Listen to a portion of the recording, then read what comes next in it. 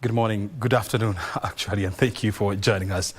This is Inside Government. We are live from Broadcasting House. My name is O'Brien Kimani, and this afternoon we just want to have a great conversation around how to strengthen and streamline the built environment here in Kenya. I mean, when you look at this sector, it's such a critical industry in the socio-economic matrix of this nation. I mean, when you look at its contribution to GDP, to the country's GDP, you're looking at about almost 4.5% annually. And so it's such a major employer. And that's why the government is also very keen to deepen investment in this industry.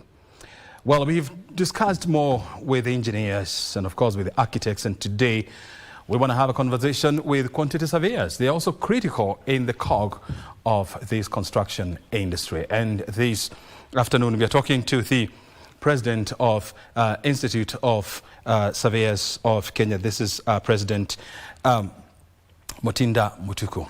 He's a quantity surveyor himself. He's joining us here so that he can give us or make us understand the role of quantity surveyors in the construction industry, not only here in Kenya, but beyond. Mutinda, thank you very much indeed for joining us this afternoon. I mean, we understand the role of engineers and architects in the construction value chain.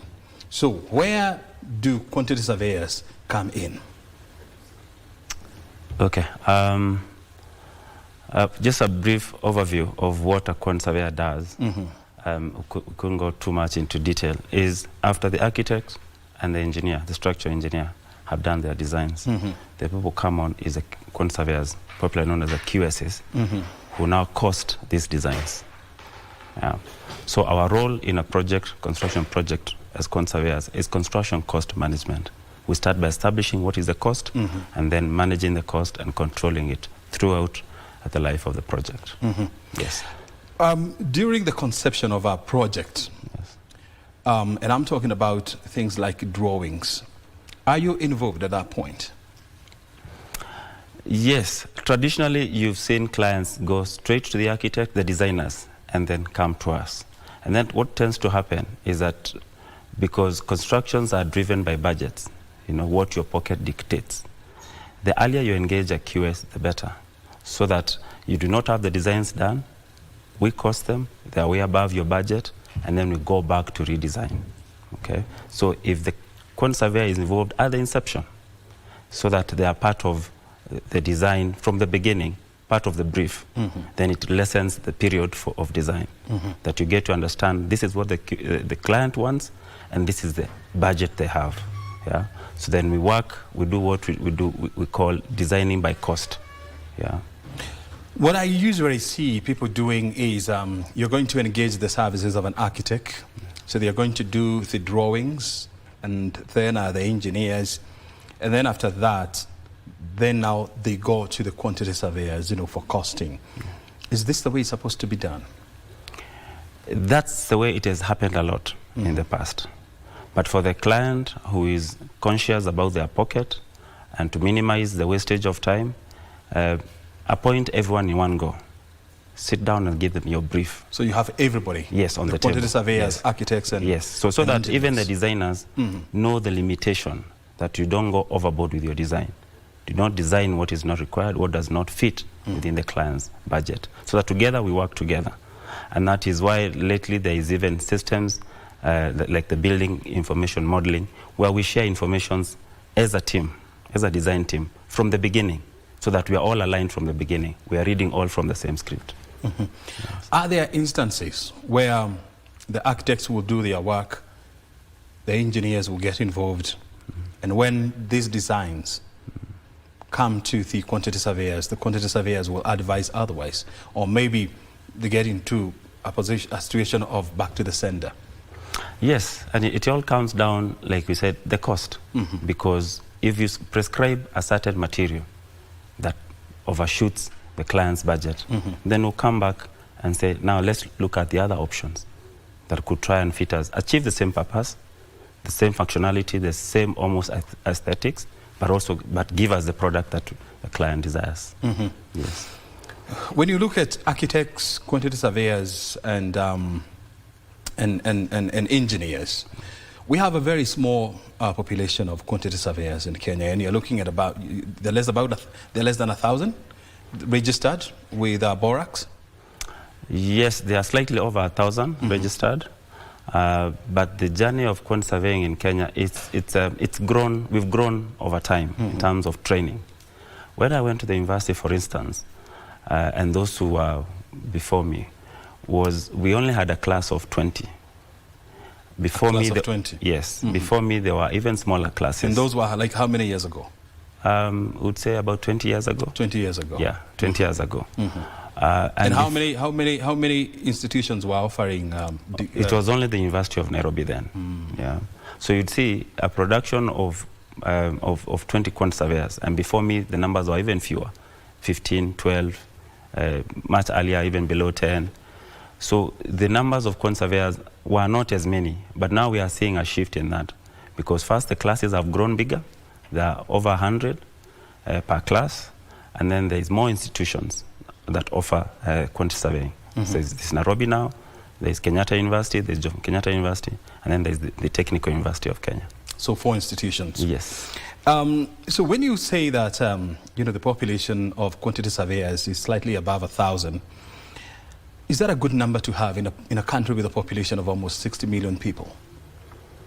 There are fewer, and you'll find, generally even speaking, about professionals. And that's part of the problem of our society, is that not everyone gets to use a professional. Yeah? There is the thinking that if I go to my fundi, then I'll be able to do this right, which in most cases is not correct. So you find the utilization of the professionals is not as is in the rest of the world. So yes, the numbers are low. Some don't know where to find the professionals, and some intentionally just avoid the professionals. So in an ideal situation, if all of us were to use quantity surveyors, engineers, and architects, do we have enough numbers? Yes, you do. Yes, you do. Because if we work on a project... Even when you throw in, sorry for stepping on your shoes, but even when you throw in the affordable housing projects? Yes, I would say yes, because the nature of a project is not an 8 to 5 thing. Yeah. At the beginning, it will be more intense. You will do the initial designs and costing, get to tender stage, and then the project goes to site. And then there's lesser and lesser requirement on that particular project. So one consultant can handle quite a number of projects. So yes, the numbers can quite well serve the country. But I think they are underutilized because of what I've just said, that we try to avoid use of professionals, and with its attendant problems. Yes. I know the cost of a quantity surveyor is defined by law or regulations. So why do people think that they are expensive, or are they expensive in the first place? No, they're not expensive, because if you look at it from this perspective, you're building a permanent structure. Yeah? You're not building a cardboard house. Yeah? It's not something you can undo tomorrow and do again. So what you're doing is that you're leaving millions of shillings of your hard-earned money, properly unattended, to save a lesser amount. Yeah? It is, if I give an example, is like leaving your 1 million shillings unattended to save 1,000. You say, I'm going to expose this 1 million so that I save 1,000 shillings. That is comparison. Yeah, so just trying to draw a parallel. It is akin to that.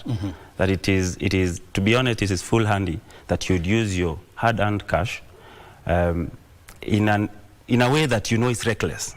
You could lose it. You've seen the collapse of buildings.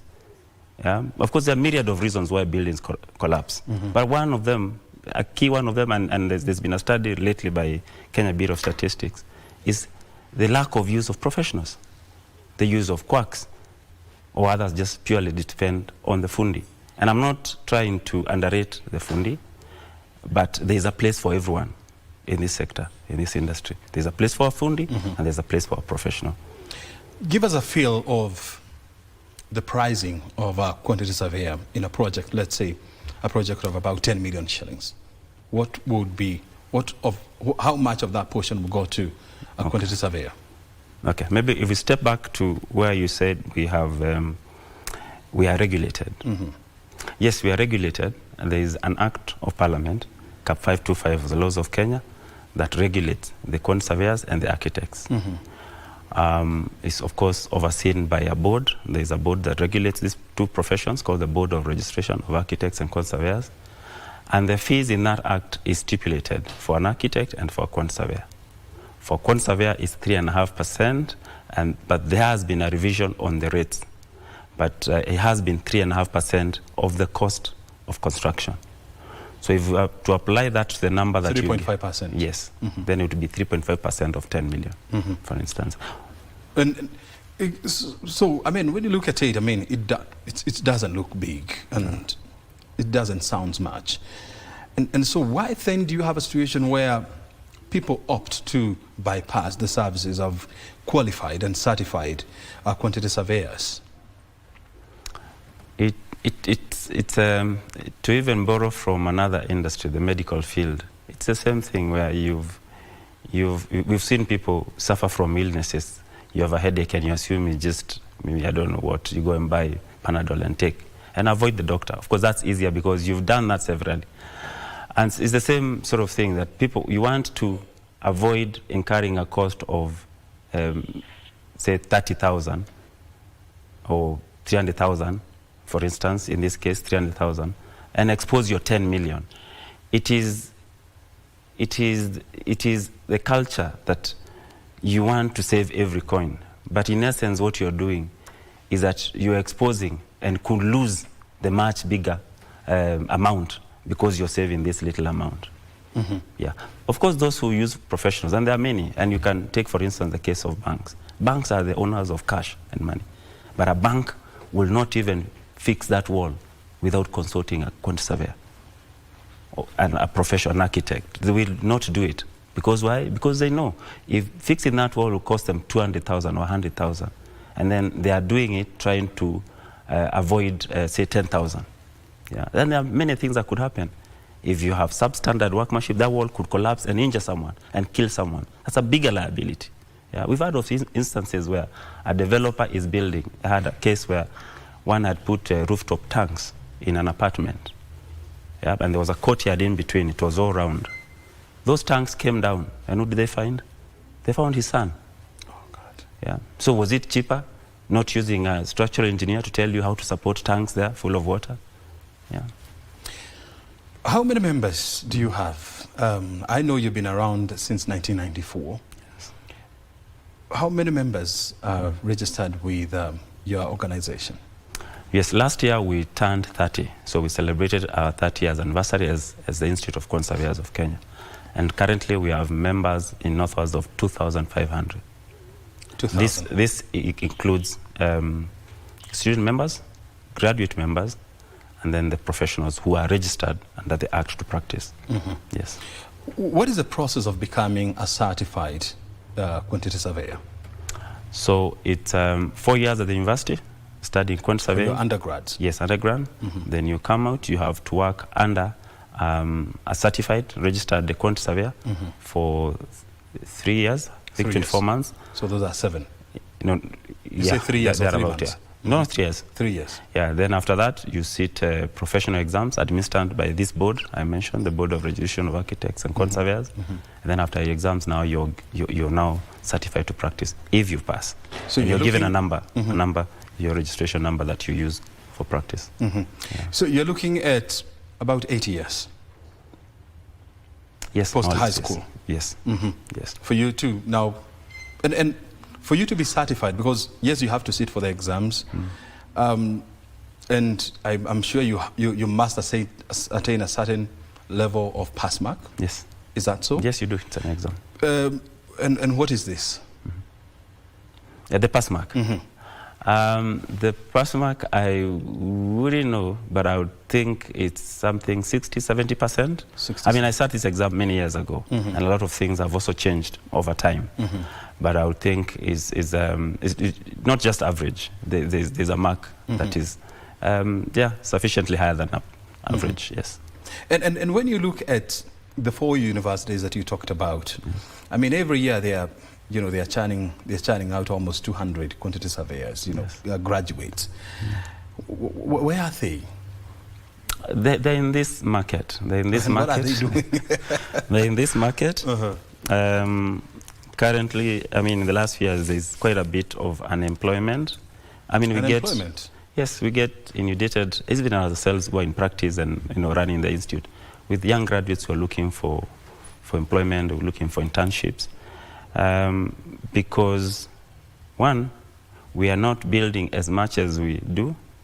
That could be a reason.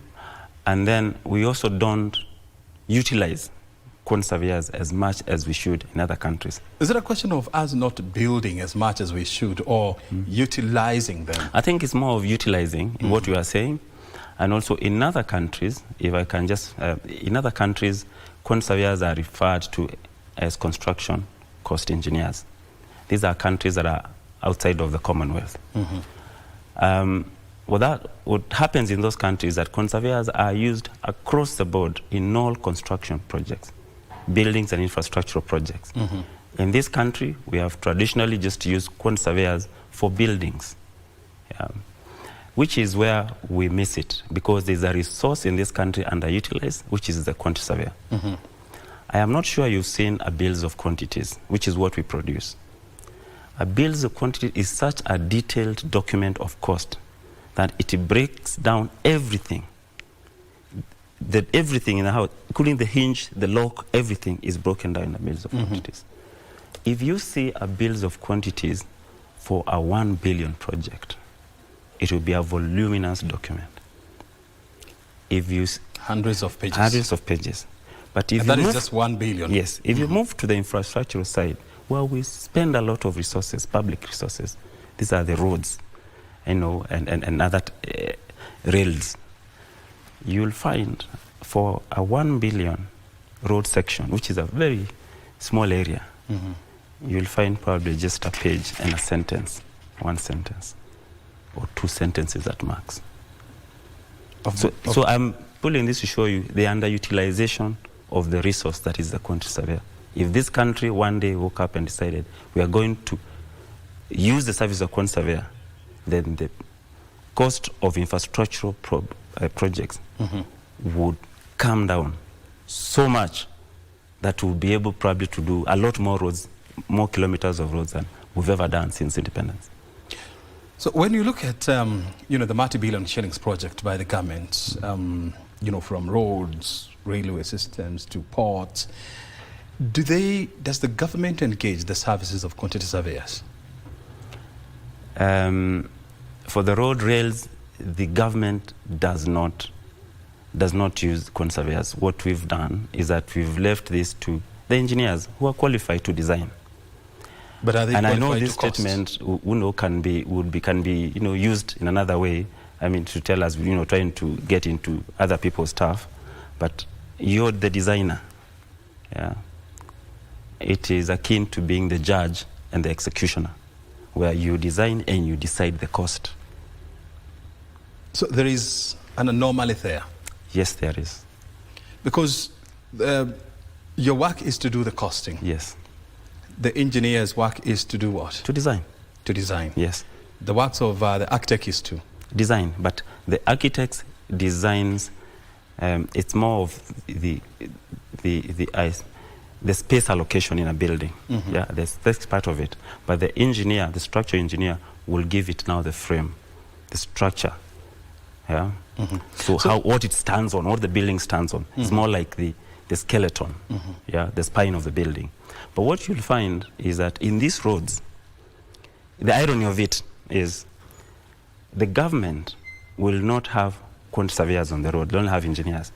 But the executor, who is a businessman called a contractor, has a whole department of quantity surveyors.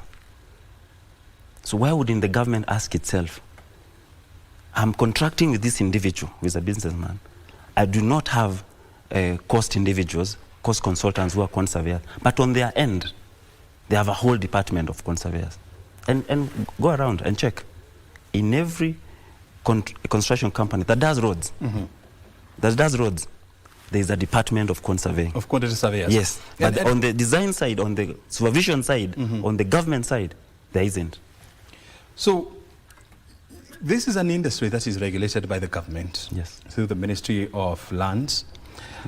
There is a whole agency which is supposed to regulate this, and I'm talking about BORAX, the Board of Registration of Architects and Quantity Surveyors, which is a government agency. And so why do they allow then other government agencies to develop infrastructural projects without the inputs of quantity surveyors? To be honest, O'Brien, your guess is as good as mine. I do not understand. What is your guess? I guess it is a traditional space where we found ourselves in, and we started off that way, because in other countries, quantity surveyors are used across board in buildings and in infrastructural projects to the benefits that the countries realize. But in this country, I think we started off either that way, and we've made a lot of attempts, and those who've come before in the institute have made a lot of attempts through various ministers who have sat in the Ministry of Infrastructure, Roads. But a lot of them also have been engineers. So we fight, and then it gets to a point where you're just stuck. But I'm telling you, the day that we decide to deploy quantity surveyors on infrastructure projects, that is the day that will save tons of money and be able to do a lot more kilometers of roads than we do. You see, when you look at the government, I mean, it's the largest spender, yes. When you in terms of infrastructure. I mean, from roads, railways, ports, airports, and all these. And so, then can we then say that the failure by the government to incorporate the services of quantity surveyors has also attributed, or is attributable to the low numbers of quantity surveyors and the low utilization of these professionals? Exactly. That's nail on the head right there. And as the president of Institute of Quantity Surveyors of Kenya, how are you planning to deal with this? For us, we take it as a journey. It's a continuous engagement. I've told you, those who came before me had those engagements. And then they got somewhere, hit a wall. We keep engaging. One day, there's a regime that will listen. And then they will realize what we have said all along. The former principal secretary in the State Department for Public Works was an architect. The one who was there, forgetting the name, but he was a Professor Maringa. Yes. He's an architect. Yes. Did you try to engage him so that this situation? The very one person who really brought out this discourse and pushed it farthest than anyone else was Professor Maringa. Paul Maringa. Yes. He did his best, but stonewalled at some point. But he really did well. Yes. You see, when I look at... We were almost there. You're almost there. Yes. When I look at the Board of Registration of Architects and Quantity Surveyors, the BORAX, I mean, this is an institution that has been there since 1934. Yes. And you're looking at more than 100 years, almost 100 years They did now. celebrate 90, I think, last year. 90 years, last year. Yes. So why has this situation prevailed for more than 90 years? Is it that you are not strong enough? Is it you are not important? Or how has this happened? It's something we could put cross to BORAX, because they are also the regulators and they are government. Yeah. They probably have more proximity to government. Not probably, they do have more proximity because they are government. Well, it's a government agency. Yes, it is in than government. us. Yeah. Because where we started in this conversation was where I've told you we have unemployment of quantity surveyors, so underutilization, and that is the one area that we could get a lot of these people absorbed. Yeah. People absorbed, get win-win for everyone. People absorbed, and the country gets to save money that it can deploy to do more kilometers of road. And the engineer still keeps his job. Yes. There's a role for everyone here. Yes. Because you cannot do the work of an engineer. No. The engineer cannot do the work of a quantity surveyor. Yes. And so goes for architects. Yes. But do you sit down, the three professions, and agree on how you can work together? Because you are in the same industry. We do, and in fact, the last year or so, we're actually quite close as professionals. And I talk to my colleagues in IK, in ASEC, these are the engineering bodies in Kenya, in AAK, quite often. We even have, it's not a movement, it's an idea of minds, where we call it Coalition of Built Environment Professionals. This problem we discuss is from their forefathers, even them. It is how they found things working.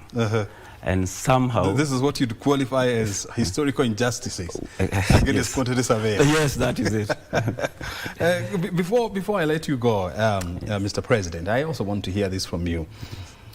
When you look at the number of quantity surveyors that you have here, are you comfortable with the numbers? I am comfortable now because we are churning out more quantity surveyors than we used to for many years. Yeah? In the last, say, 10 years or so, we are now producing a lot more. What we do need to do is to be able to get a lot more of them registered and certified to be quantity surveyors. I feel there is a point where in between some get lost in there because either they don't find sufficient employment to sustain them until when they can sit for these exams and get certified. And therefore, they also go to other industries. But having said that, it's a QS in their training. It's a very versatile kind of training, technical and versatile, because even some of my classmates are in different industries, thriving in banks and doing, all manner of things. And they are quantity surveyors. Yes, so you'll find a lot of these young graduates also try and go into other fields, not because that's what they wanted, but because they couldn't find room here. Because there are the other roles that we do a lot of law also, and we are actually the contract managers of every project. So we understand, we are more like the legal side of things, cost and legal. Yeah. Are you saying that you have jobless certified quantity surveyors in Kenya? Yes, we do. They are there? Yes. Wow. Yes, we do. We do. Do you have jobless certified engineers? Yes, you do. Even architects? Yes, you do. It's despite this being the industry that I said that contributes biggest, and of course construction is the one indicator, global in global economics, that economies that show how well a country is performing. Of course, when the economy starts to dip, it's also one of the first industries to be hit. But it is an industry that is rich and wealthy. It can take in so many people because of the kind of capital investments in it. Very good. Yeah. Our time is up, but I just want to, first of all, give you 30 seconds and give us an idea, where is this industry going? The entire built industry or the quantity surveying? The quantity surveying. Where we are headed is that we are headed to innovate more, to reinvent ourselves.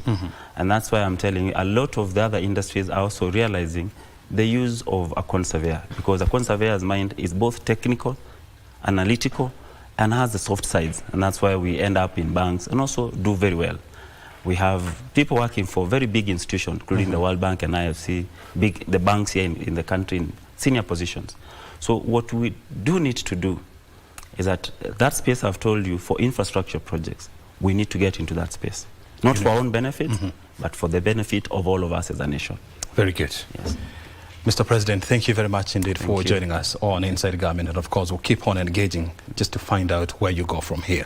Your time is highly appreciated.